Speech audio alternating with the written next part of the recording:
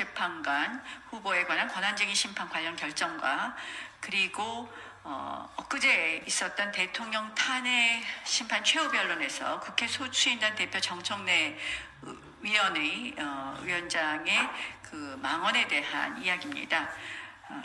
국회의 합의 관행과 의회 민주주의의 원칙이 무시되는 현 상황에 대해 국회의원이자 의회 민주주의자로서 또 의회주의자로서 우려의 입장을 밝히고자 합니다. 헌법재판소의 마은혁 결정에 관한 마은혁 관련 결정에 대해 심히 유감을 표합니다. 이는 국회의 헌법재판관 선출 관행을 제대로 이해하지 못한 결정입니다. 헌법재판소는 결정문에서 대통령은 청구인이 헌법 제111조 제3항에 따라 재판관으로 선출할 사람이 헌법과 헌법재판소에서 정한 자격 요건을 갖추고 그 선출 과정에 의회 민주주의를 원칙으로 하는 헌법 및 국회법 등 법률을 위반한 하자가 없는 한 헌법 제111조 제2항에 따라 그 사람을 재판관으로 임명할 헌법상 의무를 부담한다고 명시했습니다. 그러나 과연 마은혁 후보자 선출 과정이 의회 민주주의를 원칙으로 하는 절차였습니까? 소수 정당의 의견이 완전히 무시된 채 수적 우위만으로 포괄적으로 진행된 과정을 의회 민주주의라고 할 수 있겠습니까?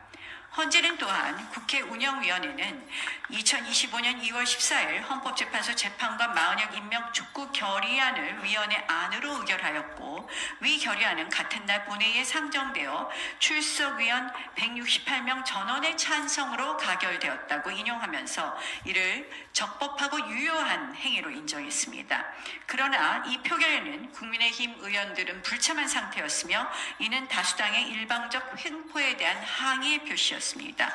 오늘 헌재의 결정은 의회 민주주의의 기본인 합의의 원칙은 외면한 채 민주당의 다수결 만등주의의 만행을 추인해 준 꼴이 되었습니다. 국회가 추인해 준 꼴입니다.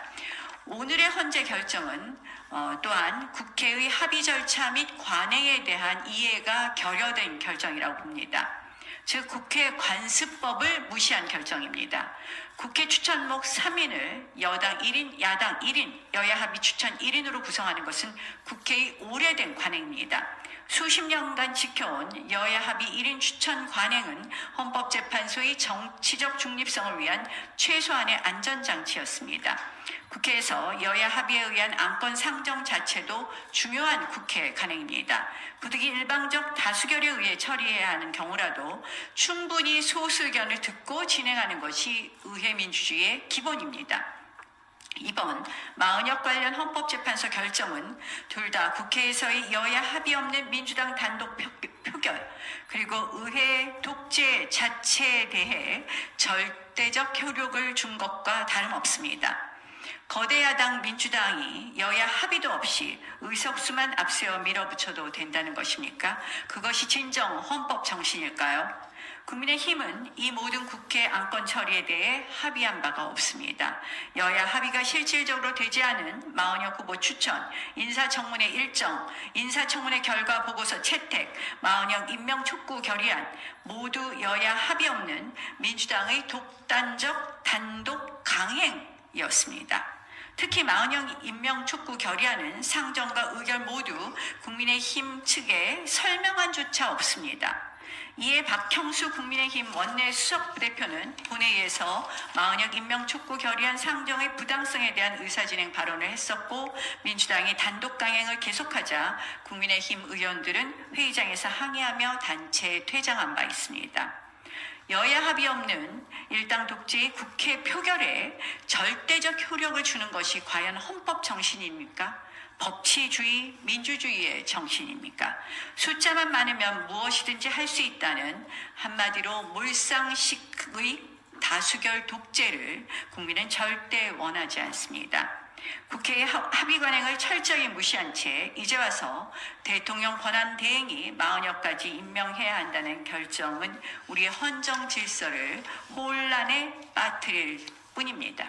정치의 사법화, 사법의 정치화가 결국 대한민국의 헌정 질서를 무너뜨리고 있으니 참담할 뿐입니다. 저는 엊그저께 탄핵 심판 방청을 하면서 깜짝 놀랐습니다.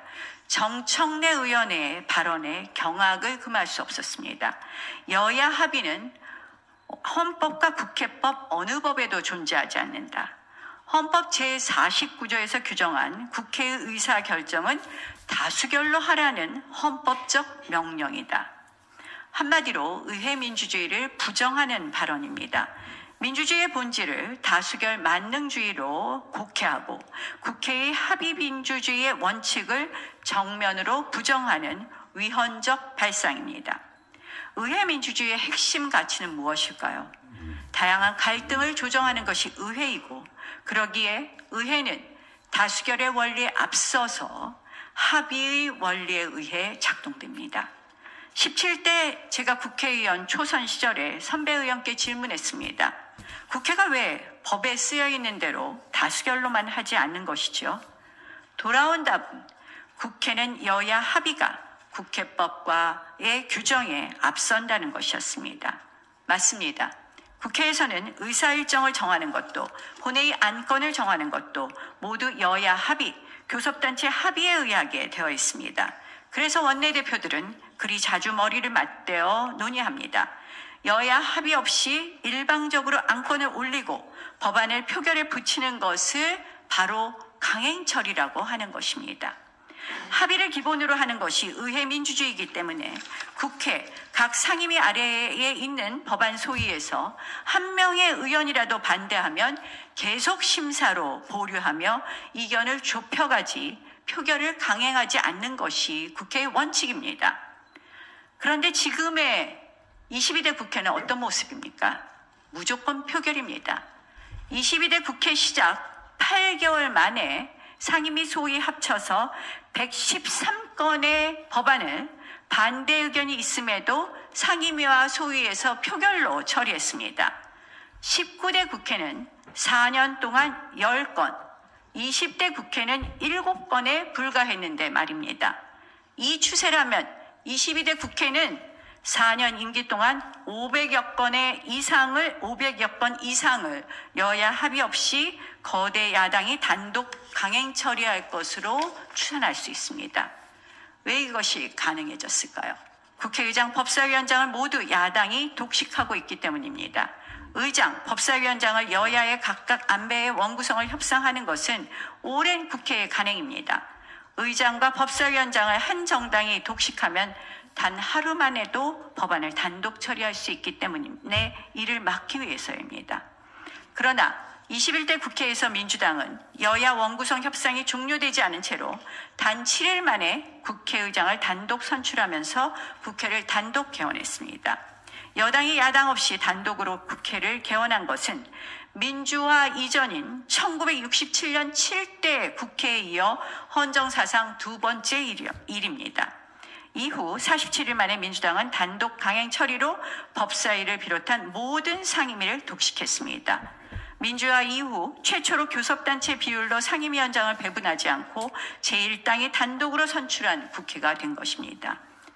이번 22대 국회는 개원 후 28일 만에 국회의장, 법사위원장, 운영위원장, 예결위원장까지 모두 독차지하는 원구성이 이루어졌습니다. 이 역시도 타협과 합의의 여지를 남겨두지 않은 다수결 만능주의 포갑에 의한 원구성 독재였습니다. 그러나 18대 한나라당이 180석에 육박하는 거대 여당이었던 18대 국회에서 한나라당은 국회의 합의 정신을 우선해 88일간의 오랜 협의를 통해 여야 합의로 상임위를 안배한 바 있습니다.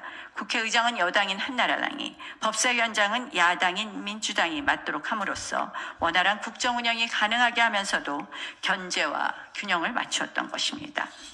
국회법에는 합의라는 단어가 총 15회, 협의라는 단어가 55회 규정되어 있습니다. 이런 규정과 함께 합의제가 다수결보다 앞서는 원리 속에서 의회 민주주의는 성숙해 온 것입니다. 부득이 합의가 안 된 경우에 동물국회에서는 물리력에 의한 강행 통과가, 그리고 국회 선진화법 시대에는 패스트트랙에 의한 까다로운 요건하의 표결 통과가 이루어진 경우가 있지만 이것도 역시 정상적인 국회 운영이라고 할 수 없었고 국민적 비난의 대상이 되었습니다. 국회 합의 문화는 불문헌법적 관습법입니다.